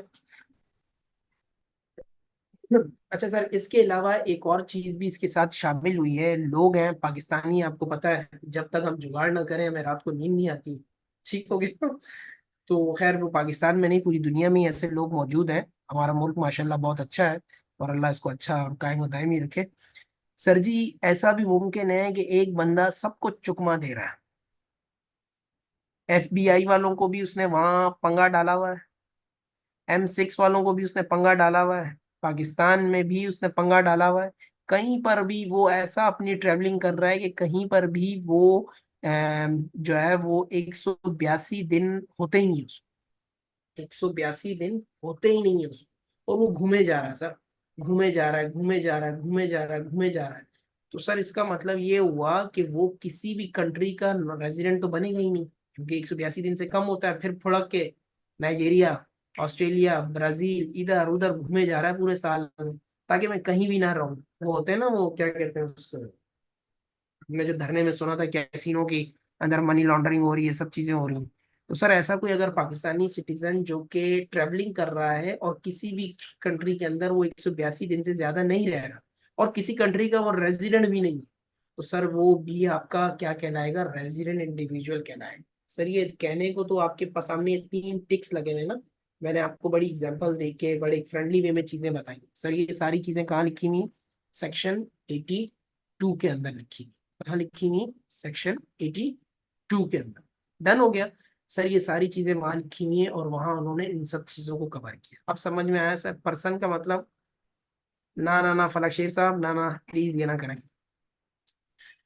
अच्छा जी, ये रेजिडेंट इंडिविजुअल जो है वो कौन होता है, पर्सन कौन होता है? जहाँ लफ्ज पर्सन लिखा होगा तो उसका मतलब उसका इशारा 3 कैटेगरीज पर है, इंडिविजुअल, पार्टनरशिप, कंपनी पे।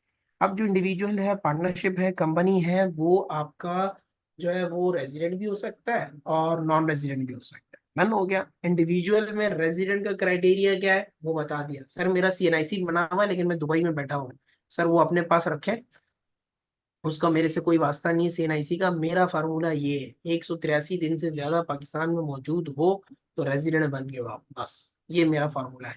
फेडरल गवर्नमेंट, प्रोविंशियल गवर्नमेंट के एम्प्लॉई हो, बाहर गए वो ट्रेनिंग के लिए, पोस्टिंग बाहर हुई भी है, आप रेजिडेंट इंडिविजुअल हो। आप होशियार बने हुए हो, किसी कंट्री के अंदर 182 दिन से ज्यादा नहीं रहते हो, ना आप वहां पर रेजिडेंट हो, तो आप पाकिस्तान के रेजिडेंट इंडिविजुअल हो। डन है। ये सारी बातें कहाँ लिखी हुई है? सेक्शन 82 में। डन हो गया। अच्छा सर जी उसके बाद एसोसिएशन ऑफ पर्सन में, सर इसका एक बड़ा आसान तरीका है कि अगर पार्टनरशिप को चलाने वाले लोग, पार्टनरशिप को चलाने वाले लोग मुकम्मल तौर पर या पार्टली पाकिस्तान में किसी भी वक्त मौजूद है, तो वो आपके रेजिडेंट ही कहलाते हैं। सर इसमें ये भी हो सकता है 2 पार्टनर यहाँ पाकिस्तान में बैठे हुए हैं, 2 पार्टनर वहाँ आपके बाहर बैठे हुए हैं, तो लेकिन आपके जितने भी ऑपरेशंस चल रहे हैं, जितने भी मामलात चल रहे हैं, वो सारे के सारे जो है वो कहाँ से ऑपरेट हो रहे हैं? पाकिस्तान से ऑपरेट हो रहे हैं। और जितनी भी उसकी मैनेजमेंट है वो सारी की सारी पाकिस्तान में मौजूद है, या उसमें से कुछ लोग पाकिस्तान में मौजूद हैं, तो वो आपकी क्या कहलाएगी? रेजिडेंट पार्टनरशिप कहलाएगी। सर इसी तरीके से कंपनी को मैं कौन सी कंपनी को कहूँ कि यार ये रेजिडेंट कंपनी है? सर सूबाई गवर्नमेंट, सिटी गवर्नमेंट को भी आपने बताया था कि वो भी कंपनी की डेफिनेशन में है और उसको भी वहाँ लिखा हुआ है, बिल्कुल लिखा हुआ है। सर अगर इसी तरीके से कंपनी का कंट्रोल और मैनेजमेंट उसका भी पूरा का पूरा पाकिस्तान में मौजूद है, तो सर वो क्या कहलाएगी आपके पास? रेजिडेंट कंपनी कहलाएगी। सर इसकी एग्जांपल देंगे? बिल्कुल दूंगा। सर मेरे पास एक फार्मास्यूटिकल कंपनी है।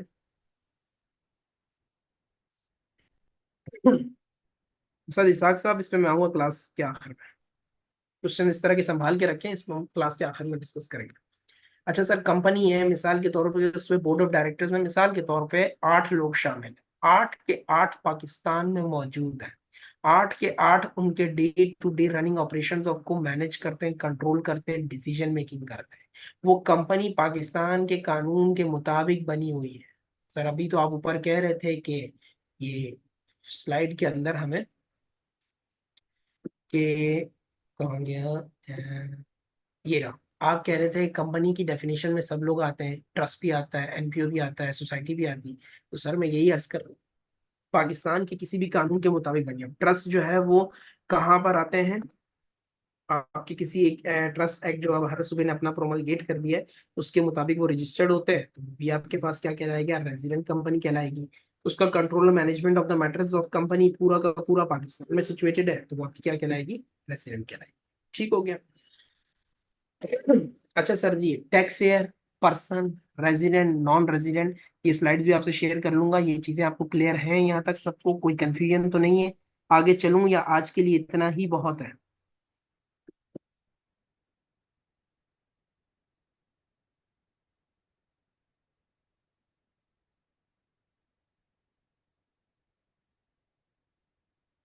ठीक हो गया।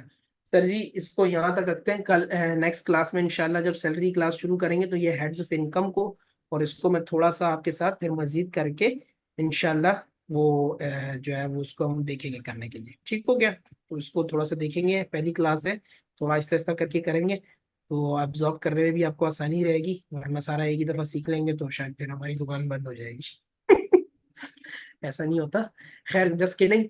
तो अब आप लोगों के अभी तक कोई क्वेश्चन है तो वो बताएं, उस पर डिस्कशन करते हैं। एक मिनट, अभी इसहाक साहब ने कोई क्वेश्चन पूछा था। एक मिनट एक मिनट।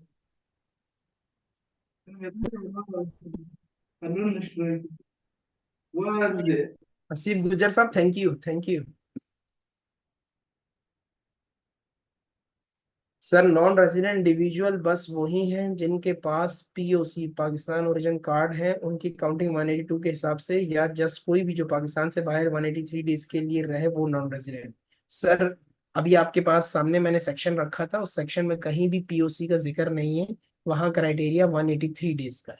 तो जो भी 183 डेज से ज्यादा रहेगा पाकिस्तान से बाहर, वो नॉन रेजिडेंट कहलाएगा। सर इंडिविजुअल फॉरेनर अगर पाकिस्तान में रहता है तो वो रेजिडेंट कंसीडर होगा? सर बिल्कुल वो रेजिडेंट कंसीडर हो जाएगा। उसके ऊपर भी यही फार्मूला है, अगर वो 183 डेज से आता है तो उसके ऊपर। अच्छा इसमें एक चीज मैं शेयर करूँ आपसे, कुछ लोग दुबई चले जाते हैं, यूरोप चले जाते हैं, फिर वापस घूम कर आते हैं 4 5 साल के बाद। तो 4 5 साल के बाद जब वो आते हैं तो पहले साल के लिए या कुछ अरसे के लिए आते हैं, तो वो शॉर्ट टर्म उनको कहते हैं रिटर्निंग एक्सपेट्रिएट्स। रिटर्निंग एक्सपेट्रिएट्स उनके ऊपर भी एक अलग से उनको एक फॉरेन टैक्स क्रेडिट वगैरह के हवाले से भी उनकी कुछ रिलैक्सेशन वगैरह है। वो जब चीजें पढ़ेंगे तो आपको मैं वहां बताऊंगा। ठीक हो गया।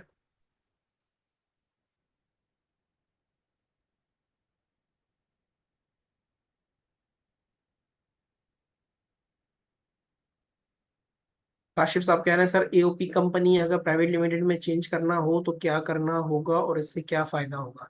देखें, जब भी कोई शख्स अपना बिजनेस शुरू करता है तो वो पहले बकायदा देख लेता है कि यार मुझे फायदा किस में है। मैं इंडिविजुअल के तौर पे चलूँ, उसमें फायदा है। मुझे कंपनी के तौर पे बकायदा फिर इसकी टैक्सेशन होती है, इसकी टैक्सेशन के ऊपर चीजें कंसीडर करके वर्किंग बनाई जाती है, चीजें देखी जाती हैं, देन उसके ऊपर डिसीजन होता है कि यार मुझे एओपी अगर मैं बनाऊंगा, मेरा ये नेचर ऑफ बिजनेस है और इस नेचर ऑफ बिजनेस पे ये टैक्सेशन होती है, और उस टैक्सेशन के अंदर अगर मैं पार्टनरशिप बनाता हूँ तो मेरा टैक्सेशन का इफेक्ट ये आएगा। मेरे कैश फ्लो पे ये इफेक्ट पड़ेगा। लेकिन अगर इसी नेचर ऑफ बिजनेस के अंदर मैं कंपनी बनाता हूँ, मेरी ये टैक्स डिडक्शंस होंगी, मेरी ये टैक्सेशन बनेगी, मेरा ये कैश फ्लो हिट होगा और मेरा टैक्स का एक्सपोजर ये बनेगा, फिर दोनों को आप कंपेयर करके डिसीजन मेकिंग करते हैं। तो ये इतना आसान नहीं होता कि आप कह दें कि सर एओपी फायदेमंद है कंपनी नुकसानदेह, या कंपनी फायदेमंद है एओपी नुकसानदेह। ये डिपेंड करता है कौन से नेचर ऑफ बिजनेस पे आप जो है वो मूव करने जा रहे हैं।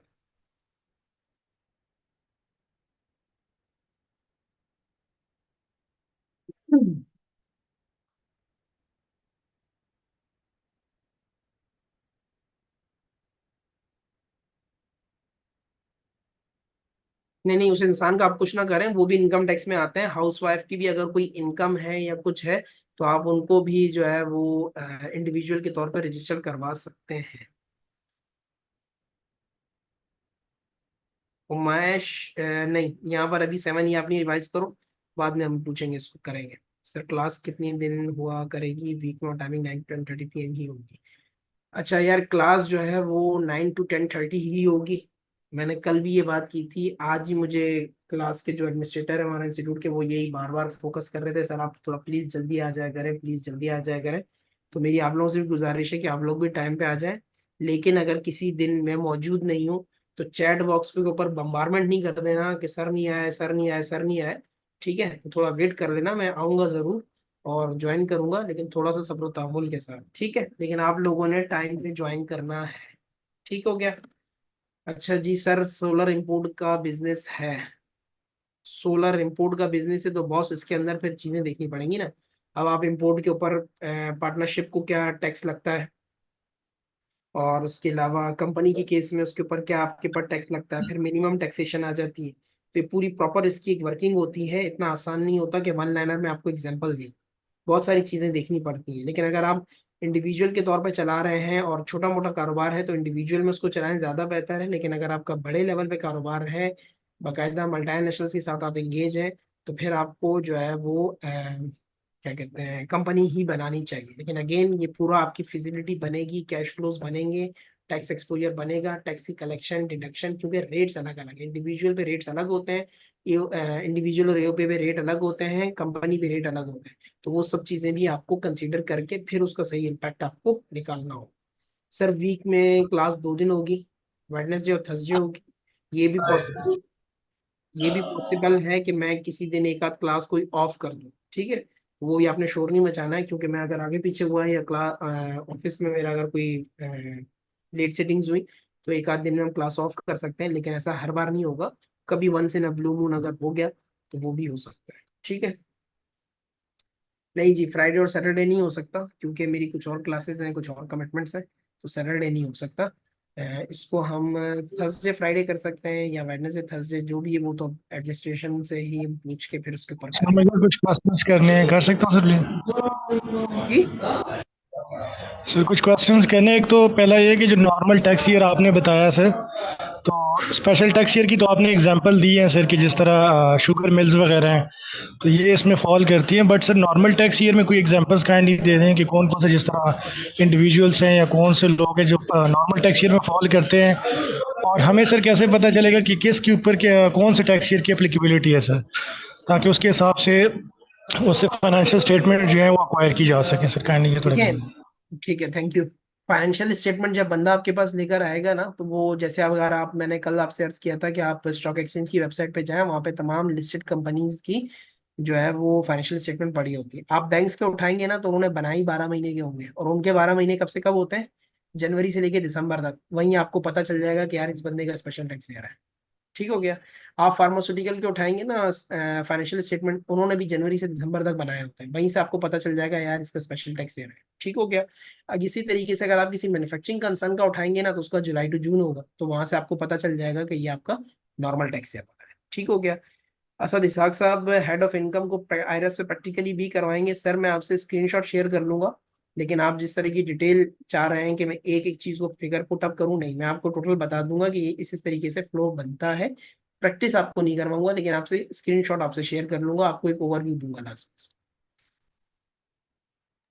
सर बेसिकली मैं ये पूछ रहा था कि क्या कंपनीज के हाथ में है कि वो टैक्स ईयर कंट्रोल करें कि वो कहाँ से देखिए, करें, या टैक्स डिपेंड करता है कि उनकी रिक्वायरमेंट क्या है। जैसे मैंने कहा कि दुबई में अगर एक कंपनी है और उसकी पाकिस्तान में सब्सिडरी बन रही है और दुबई वाले जनवरी टू दिसंबर चला रहे हैं, तो पाकिस्तान वाले भी चाहेंगे कि हम भी जनवरी टू दिसंबर चलाएं। लेकिन जब आप आयरस पे रजिस्ट्रेशन करवाते हैं, आयरस जब भी रजिस्टर करता है तो IRIS by default July to June चलाता है। अब जिसको जाना है स्पेशल में तो वो जाके चेंज करवाएगा, जिसको नहीं जाना है तो वो नहीं चेंज करवाएगा। डन हो गया।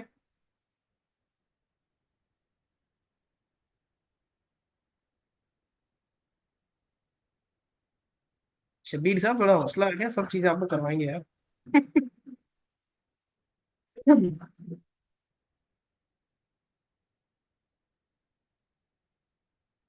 नहीं नहीं असद साहब, इस तरह नहीं हो सकता। इस तरह नहीं हो सकता कि मैं पहले स्लाइड शेयर कर दूं। वो तो आप माशाल्लाह से, मुझे लग रहा है कि आपको आइडिया है चीज़ों का, लेकिन स्टूडेंट्स जो है ना वो फिर कंसंट्रेशन की लूज हो जाती है। ये हमारी स्ट्रेटजी नहीं कि हम पहले शेयर कर लें फिर बाद में उसको पढ़ लें। क्लास के एंड के बाद ये चीज़ें आपसे शेयर होती हैं और उसके बाद ही ये चीज़ें आपसे जो है वो शेयर करते हैं, ताकि क्लास में वो बच्चों का एक फोकस लेवल जो है वो मेंटेन रहे।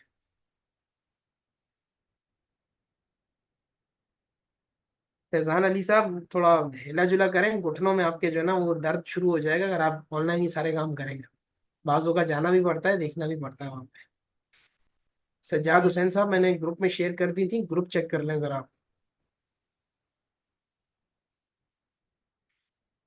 अच्छा ये बताएं, क्लास में इंटरेस्टिंग है, समझ आ रहा है, कोई प्रॉब्लम तो नहीं है या बोरियत तो नहीं हो रही है? नहीं सर, माशाल्लाह, एक तो आप जो बहुत सारे क्वेश्चंस होते हैं वो तो आप खुद से कर लेते हैं हमारे बेहाफ पे, तो काफ़ी चीज़ें तो उससे समझ आ जाती हैं।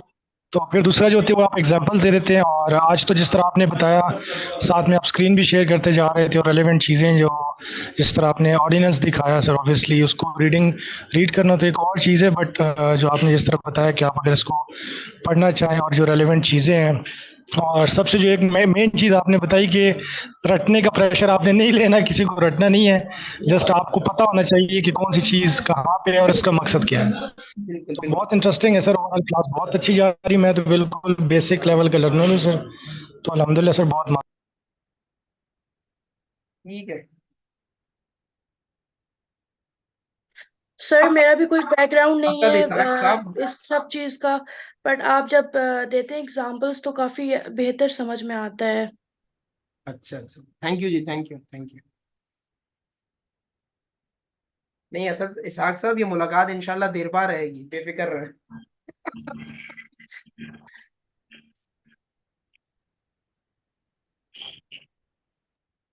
सर कुछ अपने क्लास फेलोज से जो है ना, जो हमारे साथ है, उनसे एक ही रिक्वेस्ट है कि यहाँ पे क्योंकि कुछ माशाल्लाह गुरु लोग भी होते हैं, तो वो कुछ स्टार्ट में क्लास में ही क्वेश्चंस जो है ना एडवांस लेवल के करना शुरू कर देते हैं, तो उनसे रिक्वेस्ट है कि काइंडली पूरा वेट कर लिया करें, और एंड में वो जो भी हमारे नॉलेज के लिए कुछ बताना चाहें या खुद उनके क्वेश्चंस हों तो आखिर में कर लिया करें। बीच में आपको इंटरप्ट करते हैं तो फिर ऑब्वियसली सर जो बेसिक लेवल के लोग होते हैं वो थोड़ा कंफ्यूज होते हैं उस तरह के एडवांस क्वेश्चन से सर। बिल्कुल बिल्कुल बिल्कुल बिल्कुल, हाँ यार ये इसका खास ख्याल रखेंगे। ये मैं इंशाल्लाह नेक्स्ट क्लास के ना बिगनिंग में भी इंशाल्लाह ये चीज़ें बोल दूंगा मैं। ठीक है जी, फिर दुआओं में याद रखें, मिलते हैं अगले हफ्ते इंशाल्लाह। और उसमें इंशाल्लाह फिर हम जो है वो सैलरी का हेड शुरू करेंगे और फिर आया इंशाल्लाह हमारे क्वेश्चन मामला प्लीज। सारे चलेंगे। आप ठीक देखो। है जी। अस्सलाम वालेकुम सलाम जी।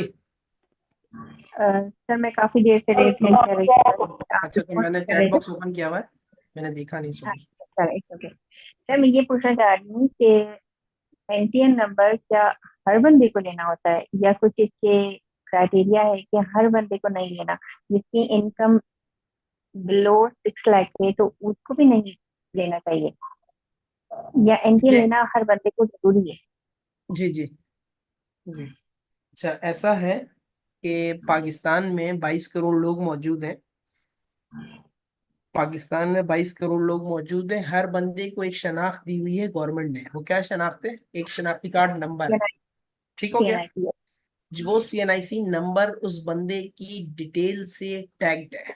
आप एयरपोर्ट पे जाएंगी तो एयरपोर्ट पे आपके नाम का सीएनआईसी नंबर वो एंटर करेंगे, उनको पता चल जाएगा कि आपने कब ट्रैवलिंग की, आप कहाँ जा रही हैं, आपका डेट ऑफ बर्थ क्या है। नादरा से वो चीज़ें लिंक होंगी तो वो तमाम चीज़ें उनको मिल जाएंगी। आप अगर अपनी गाड़ी अपने नाम पर रजिस्टर करवा रही हैं तो आपका वो सीएनआईसी नंबर डालेंगे तो वो सारा रिकॉर्ड फैच कर लेंगे। डन हो गया। तो same goes with the tax payer.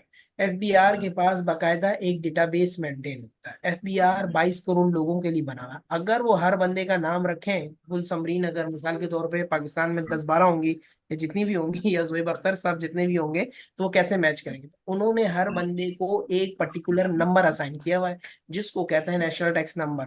जब भी कॉरेस्पॉन्डेंस करनी होती है तो उसी के मुताबिक करते हैं। उसी की चीज को जैसे ही इंटर करते हैं तो वो सब चीजें मिल जाती हैं उनको, कि यार इस बंदे ने कब रिटर्न फाइल किया, ये फाइलर है, नॉन फाइलर है, इसका कौन सा बिजनेस चल रहा है, किस एड्रेस पर है, ईमेल एड्रेस कौन सा इसने रजिस्टर करवाया है, मोबाइल नंबर कौन सा रजिस्टर करवाया गॉट इट। है, वो सब ओके, चीजें थैंक मिल यू जाती अभी। हैं। ठीक बट है। नेक्स्ट इंक्लूडेड मेरा क्वेश्चन यही था इससे जुड़ा हुआ कि जब वो एनटीएन क्रिएट कर लेता है, वहाँ जनरेट हो जाता है उसका, उसके बाद उसे एटीएल में आना जरूरी है? अगर उसका जो रिटर्न है वो जीरो बन रहा है, टैक्सेबल है ही नहीं इनकम, तो फिर उसे जरूरी है एटीएल में आना, वहाँ एक्टिव अपने आप को शो कराना, जीरो भी यानी कि एडजस्ट करवाना? देखें, एक आपने जब एनटीएन ले लिया, सेक्शन 114 है उसके मुताबिक हर वो शख्स जिसकी बिजनेस इनकम, जिसकी इनकम है और कुछ वहां पे क्राइटेरिया दिया हुआ है, आपने एनटीएन बना लिया तो आपने हर साल रिटर्न फाइल करना है। डन। एटीएल में आप आए या ना आए, ऐसे भी गैर मुल्की पाकिस्तानी होते हैं, वो जब पाकिस्तान में आते हैं या अपने बैंक अकाउंट में पैसा रखते हैं, वो एटीएल में नहीं होते, उनका एनटीएन बना हुआ होता है, लेकिन वो रिटर्न फाइल नहीं करते। फिर उनके ऊपर जब उनके बैंक अकाउंट से टैक्स की डिडक्शन होती है तो बहुत ज्यादा अमाउंट की हो जाती है। उसको कम करने के लिए वो लोग फाइलर बनते हैं। ठीक हो गया। तो सर वो फाइलर बनने के लिए जब वो लोग क्या करते हैं, एटीएल में आते हैं। लेकिन जिस शख्स ने भी एनटीएन बना लिया है उसको हर साल बाकायदगी से रिटर्न जमा करवाना है। इवन कि अगर उसकी कोई भी इनकम नहीं है, नील इनकम है, जीरो इनकम है, तब भी उसको नील रिटर्न फाइल करना जरूरी है। ठीक है। और सर फिर अब वो नील जो फाइल करेगा, फिर उसका स्टेटस एक्टिव होना चाहिए ना, इनएक्टिव तो नहीं होना चाहिए? नहीं, देखिए दो चीजें हैं। जब आप रिटर्न फाइल कर लेते हैं तो रिटर्न फाइल करने के बाद ये देखा जाता है कि आपने वो रिटर्न कब फाइल किया है। जितने लोग टाइमली रिटर्न फाइल कर देते हैं वो ऑटोमेटिकली एफबीआर की एक्टिव वाली लिस्ट में शामिल हो जाते हैं। कैसे? नॉर्मली जो रिटर्न फाइलिंग की इंडिविजुअल्स की बात कर रहा हूँ, जो टाइमलाइन है वो 30 सितंबर है। हर साल की 30 सितंबर तक रिटर्न फाइल होने चाहिए। जिस शख्स ने टाइम के हिसाब से 30 सितंबर तक अपना रिटर्न फाइल कर दिया, तो सितंबर के बाद जो पहली मार्च आएगी उसमें government of Pakistan, sorry FBR जो है, वो अपनी एक्टिव की लिस्ट इशू करता है। उसमें उन तमाम लोगों के नाम आ जाते हैं। अच्छा, कुछ लोग ऐसे होते हैं जो 30 सितंबर के बाद रजिस्टर्ड होते हैं किसी वजह से, या फिर वो अपना रिटर्न फाइल लेट करते हैं, उनका नाम उस लिस्ट में नहीं आता। उस लिस्ट में जाने के लिए फिर उन्हें क्या करना पड़ता है, 1,000 रुपए का चालान, जिसको डिफॉल्ट सरचार्ज कहा जाता है, वो भरना होता है। वरना जो लोग अपना टाइमली रिटर्न फाइल कर देते हैं 30 सितंबर से पहले पहले, उनको कुछ भी नहीं करना होता, वो ऑटोमेटिकली एक्टिव की लिस्ट में आ जाते हैं। लेकिन अगर किसी ने सही। और वो जो फर्स्ट मार्च वाली डेट है, फर्स्ट मार्च को एटीएल रिफ्रेश होता है वो? वो इसी की बात कर रहा हूँ कि मैं 1 मार्च को एफबीआर हर साल अपनी एटीएल की लिस्ट इशू करता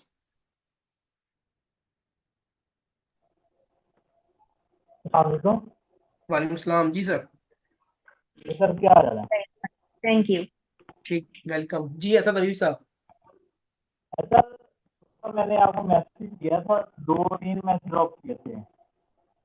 मैंने शायद आप ही थे जो अभी क्लास के शुरू में कह रहे थे, मैंने कहा यार मैं बिजी होता हूँ दिन भर, अगर मैं आपका मैसेज देख भी रहा हूँ, ब्लू टिक भी हो गया, तो उसका मतलब ये नहीं मैंने इग्नोर कर दिया। मैं लेट आवर में रिप्लाई करूंगा, क्योंकि ऑफिस में दिन भर और भी कमिटमेंट्स होती हैं, और जगह भी बंदा मसरूफ होता है। बात सूरतों में एक आध दिन बाद करता हूँ, 2 दिन बाद कर देता हूँ। तो बहुत अर्जेंट होती हैं चीज़ें, तो वो थोड़ा डिले होगी मेरे पार्ट पे, क्योंकि मेरी और भी बहुत सारी कमिटमेंट्स हैं। तो मैंने मैसेज आपका देख लिया होगा, अभी रात तक कर दूंगा। कल भी कुछ लोगों ने आपकी क्लास में से मुझसे कांटेक्ट किया, तो उनको मैंने ऑफिस रात को लेट आवर्स में मैंने उनको रिप्लाई कर दिया। जी उबैदुल्ला साहब, आपने हाथ उठाया हुआ है काफी देर से। सर मेरा भी बेसिकली यही क्वेश्चन था जो मैम ने पूछ लिया कि जिसकी इनकम नहीं हो क्या वही जो है ना उसको भी टैक्स फाइल का रिटर्न फाइल करना ज़रूरी है, तो वो आपने बड़ा ब्रीफली एक्सप्लेन कर दिया है। Thank you sir. ठीक, चलें जी, यहीं तक क्लास को रखते हैं, और दुआ में याद रखें इंशाल्लाह सर नेक्स्ट मेरा क्लास एक में। क्वेश्चन है। जी जी, पूछ लो यार, पूछ लो। जी सर इस कोर्स में हमें एनटीएन रजिस्ट्रेशन वगैरह भी सिखाया जाएगा? यार ये जो है ना बहुत एक बेसिक लेवल की चीज़ है। मैं पहले आपको थोड़ा सा उसका क्या कहते हैं अपना आईआरएस के पोर्टल का और आयरस का थोड़ा सा एक ओवरव्यू दे दूंगा। उसके बाद मैं आपसे रिकमेंड ये करूंगा कि यूट्यूब भरा पड़ा हुआ है, एफबीआर की जी जी वेबसाइट अभी सर। मैंने आपको बताया वो भरी पड़ी हुई, वहां से आप देख लो, कोई मुश्किल नहीं है। मैंने एग्जांपल भी दी थी पहली क्लास में कि गूगल प्ले स्टोर से कोई एप्लीकेशन डाउनलोड करते हो, उसको देखते जाते हो और क्लिक करते जाते हो, वो आपसे चीजें पूछता जाता है और आप फाइल कर लेते हो, तो उसमें कोई हैवी रॉकेट साइंस नहीं है। हाँ, मैं एक ओवरव्यू आपको बता दूंगा कहाँ से करना है, कैसे करना है, क्या चीज़ है। तो मुझे नेक्स्ट क्लास में याद दिलाना, जैसी क्लास स्टार्ट हो तो मैं थोड़ा सा इस पर ही बात कर लूंगा, कोई इशू नहीं। ठीक है, लेकिन चलो आप वीडियो ठीक है पूरी सर। देख लेना। अब मैं एक एक चीज पे अगर क्लिक करने बताऊंगा तो यार वो फिर बहुत ज्यादा जो है वो होगा, क्या कहते हैं, टाइम लग जाएगा और वो बहुत बेसिक लेवल की चीज है। ठीक है,